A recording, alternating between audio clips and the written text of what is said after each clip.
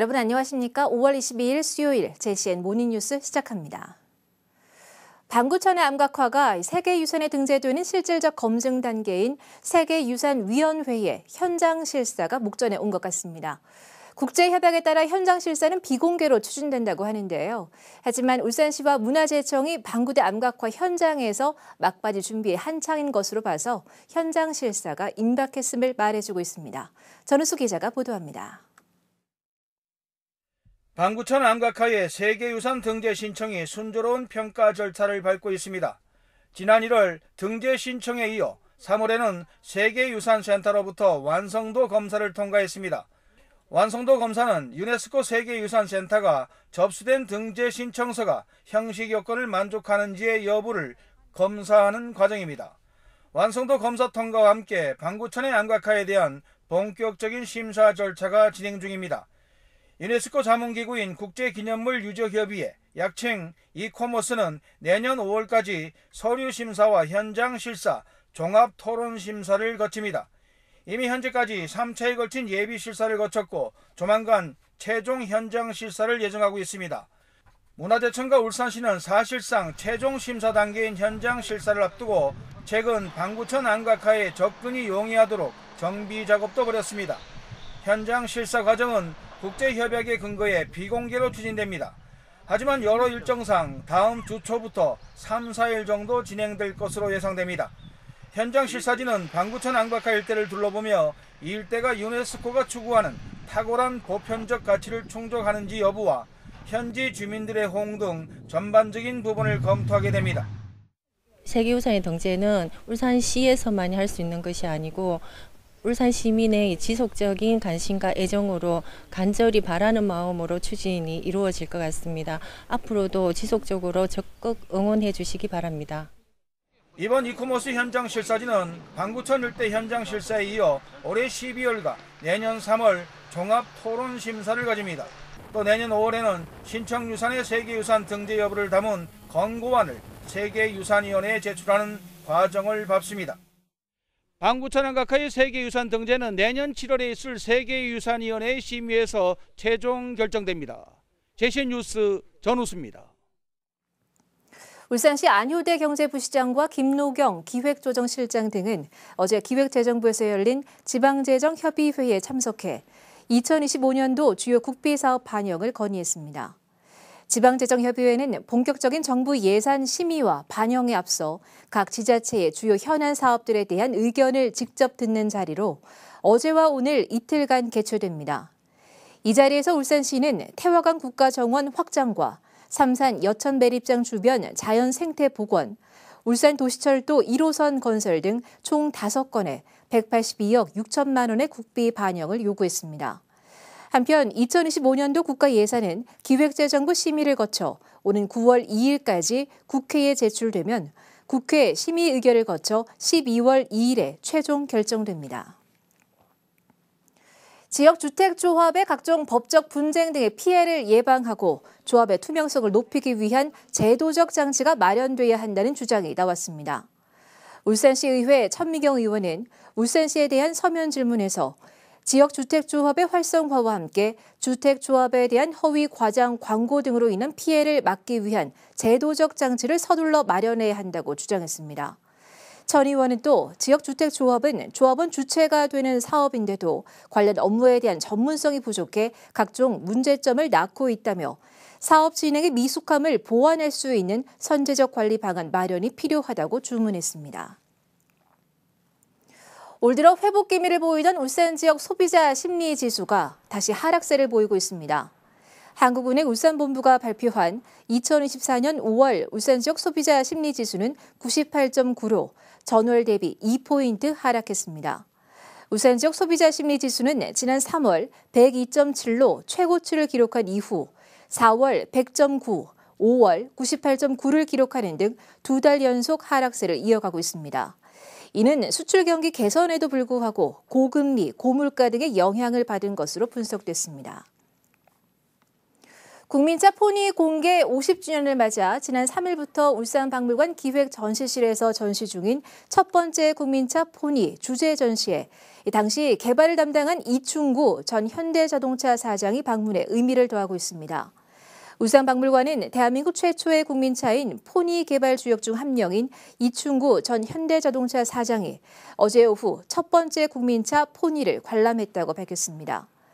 이충구 전 현대자동차 사장은 현대차가 포니 개발 당시 차체 개발을 맡은 자동차 전문 디자인 회사인 카로체리아 이탈 디자인으로 파견된 구성원 중 한 명으로 포니 개발에 중요한 역할을 담당했으며 포니 개발 과정이 상세히 적힌 이대리 노트를 작성해 남기기도 한 인물입니다. 현대자동차 그룹이 전동화 핵심 부품인 연구자석 기술력 연구를 위해서 국내 대학들과 협력에 나섭니다. 현대차 기아는 전기차의 핵심 부품인 연구자석의 기술 경쟁력 향상을 위해서 서울의 연세대학교에 현대차 그룹 자성재료 공동연구실을 설립했다고 밝혔습니다. 공동연구실의 목표는 전기차 구동 모터의 핵심 원료인 히토류 소재를 대체하고 재활용할 기술을 확보하는 것입니다. 현대차 기아는 앞으로 서울대와 성균관대, 연세대, 부산대, 충남대 등 7개 대학과 산학협력 전문기관인 현대NGB와 함께 총 3년간 공동연구실을 운영할 계획입니다. 장애가 있는 30대 아들을 살해하고 자신도 극단적인 선택을 시도했던 어머니에게 법원이 징역 3년의 실형을 선고했습니다. 재판부는 오랜 기간 장애가 있는 아들을 돌보면서 극심한 스트레스와 경제적 어려움에 시달린 점을 참작하면서도 어떠한 이유에서도 부모가 자녀의 생명을 침해해선 안 된다고 지적했습니다.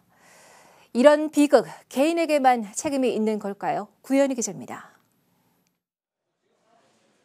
선천성 심장병과 청각 면역장애가 있는 아들을 31년 동안 정성껏 돌본 60대 어머니 A씨. 잦은 구토 증세로 1년 중 100일 이상을 입원해야 했던 아들을 간병하면서 A씨의 건강도 악화됐습니다. 지난해 11월 A씨는 아들이 다시 구토 증세를 보이자 목을 졸라 살해했고 자신도 극단적 선택을 시도했지만 남편에게 발견돼 목숨을 건졌습니다.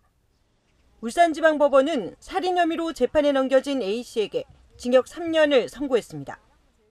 재판부는 31년 동안 몸이 아픈 아들을 돌보면서 병원비 마련을 위해 일을 하는 등 고된 삶을 살았던 걸로 보인다며 그러나 부모가 자신이나 자녀의 처지를 비관해 자녀의 생명을 침해하는 행위가 정당화될 수는 없다고 지적했습니다.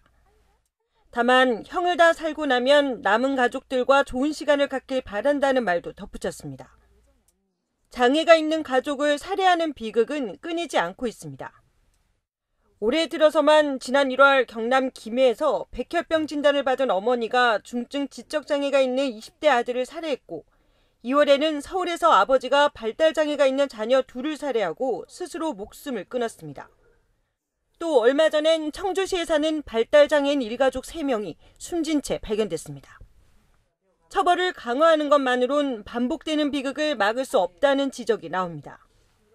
수혜 대상이 되기 위해서는 계속 내가 뭔가를 증명을 해야 돼요. 국가나 사회가 같이 고민을 해줘야 되는데 그런 고민들이 전혀 없었으니까 또 이런 선택을 할 수밖에 없는 그런 상황까지 좀 사회가 몰아넣었거나 국가가 몰아넣었다라는 그런 생각입니다.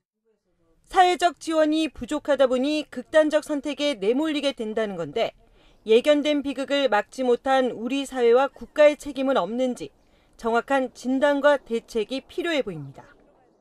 JCN 뉴스 구현입니다. 울산시체육회가 학교 체육 활성화와 경기력 향상을 위해서 지역의 체육 꿈나무 선수 227명에게 육성 지원비 2억 원을 전달했습니다. 어제 열린 전달식에서는 종목별 대표 선수 26명이 김철욱 시 체육회장으로부터 지원 증서를 받았습니다. 시 체육회가 초중학교 학생 선수들에게 지원금을 전달한 것은 설립 이후 이번이 처음으로 체육회는 앞으로도 유망선수 선제 지원을 통한 선진 체육 시스템을 구축해 나갈 방침입니다. 울산 도시재생지원센터는 울산 지역 구군 문화원과 연계한 도시 재생 사업에 대한 홍보 활동에 나섭니다. 이를 위해 센터는 오는 24일 중구 문화원을 시작으로 울산 시민 도시재생 문화 향유를 위한 프로그램으로 오감으로 이해하는 울산 도시재생 행사를 추진합니다. 이 행사는 울산 관내 문화원의 체험 프로그램과 도시재생 사업을 함께 엮어 융화 발전시키기 위한 프로그램입니다. 중구문화원 태화 어울마당에서 첫 시작되는 프로그램은 어제부터 24일까지 웹 포스터 내 QR코드로 접속해 신청 가능하고 선착순 15명을 대상으로 무료로 진행됩니다. 울산시가 온라인 여행사인 웹투어와 협업해 어제부터 10월 31일까지 울산 기차여행 만들기 온라인 플랫폼 서비스를 운영합니다. 울산 기차여행 만들기는 웹투어 누리집 또는 앱에서 기차와 숙박, 렌터카, 입장권을 동시에 예약할 수 있는 서비스로 기차와 숙박, 렌터카 등 여러 항목을 함께 확인해 기차와 결합하는 항목에 따라 최대 35%까지 할인을 제공합니다. 울산시는 이와 함께 웹투어 누리집 울산 여행 만들기 기획전을 추진해서 심리대숲과 술도, 장생포 고래문화마을, 울산 공업축제 등 울산 관광지와 축제 정보도 제공합니다. 울산시 교육청이 내년 예산에 반영할 시민 참여 예산 제안 사업 아이디어를 다음 달 28일까지 공모합니다. 제안 사업 공모는 시민들이 울산 교육에 필요한 사업을 제안하는 제도로 울산 시민이면 누구나 교육청 누리집에서 사업을 제안할 수 있습니다. 공모 분야는 교육 예산 사업 정책 아이디어로 최종 선정된 우수 사업 제안자 5명에게는 각 100만 원의 포상금이 지급됩니다. 유니스트 바이오 메디컬 공학과 강주헌, 주신명 교수팀이 분당 서울대병원 응급의학과 이재혁 교수팀과 공동으로 폐혈증 원인 물질을 제거하는 기술을 개발했습니다. 연구팀은 자석 나노 입자로 환자의 혈액 속 염증 반응을 일으키는 물질을 포획한 뒤 제거하는 방식으로 폐혈증을 치료하는 데 성공했습니다. 연구팀은 개발된 기술을 의료 현장에서 사용할 수 있도록 의료기기 인증 등의 절차를 계획 중이라며 신종 또는 변종 감염병의 유행에 대응할 치료 기술도 개발할 계획이라고 밝혔습니다. 울산의 한 숙박업소에서 황당한 일이 벌어졌습니다. 한 투숙객이 객실을 머물면서 인분을 객실 곳곳에 묻히는가 하면 기물까지 파손하고 달아났습니다. 어느 한 투숙객의 황당한 사건을 라경훈 기자가 취재했습니다. 울산 남구의 한 숙박업소. 투숙객이 머물다 간 객실을 청소하러 간 숙박업소 사장이 황당한 장면을 목격합니다. 바닥에 그냥 똥 덩어리가 있었고 선풍기가 부서져 있었고 침구류에 막 똥이 묻어 있었고 그랬어요. 쓰레기 치우려고 방에 갔더니 그런 상황이었다는 거죠. 지난 9일 새벽 5시쯤 40대 남성으로 추정되는 투숙객이 무인 키오스크로 객실을 빌린 후 이곳에 머물면서 벌인 사건입니다. 투숙했던 남성은 침구류 곳곳에 본인의 인분을 묻히고 비치돼 있던 선풍기를 파손시켰습니다. 객실에 있던 물건들을 마구 어지럽혀 놓기도 했습니다. 갑작스러운 인분 테러에 숙박업소는 이 객실을 일주일 정도 다른 손님에게 내놓지 못했습니다. 인분 같은 경우는 진짜 환기가 안 돼요. 그래서 며칠 동안 방도 못 팔고 그 냄새를 빼려면은 손으로 일일이 다 방을 또 닦아야 되고 그래서 너무 힘들거든요. 사실을 알게 된 업주는 곧바로 경찰에 신고했고 신고를 받은 경찰은 현재 이 남성을 재물손괴 혐의로 쫓고 있습니다. JCN 뉴스 라경훈입니다. 울산시는 보행자가 많은 주요 이면도로 3곳을 보행자 우선도로로 지정합니다. 보행자 우선도로는 차도와 보도가 분리되지 않은 도로에서 보행자의 안전과 편의를 보장하기 위해 보행자 통행이 차량 통행에 우선하도록 지정하는 도로를 말합니다. 울산시는 남구 신정동 월평초등학교 일원과 묵어동 바보사거리 일원, 동구 서부동 남목 어린이집 일원 등 3곳을 보행자 우선도로로 우선 지정해 이달부터 시범 운영에 들어갑니다. 이어 현재 추진 중인 안전한 보행교통 5개년 계획 용역 결과에 따라 각 구군과 관련 기관과의 협의를 거쳐 보행자 우선 도로를 추가 발굴해 운영할 계획입니다. 울산경찰청은 지난 3월과 4월 2달간 시민과 함께하는 교통환경 집중 신고 정비 기간을 운영한 결과 모두 722건의 불편 사항이 신고됐다고 밝혔습니다.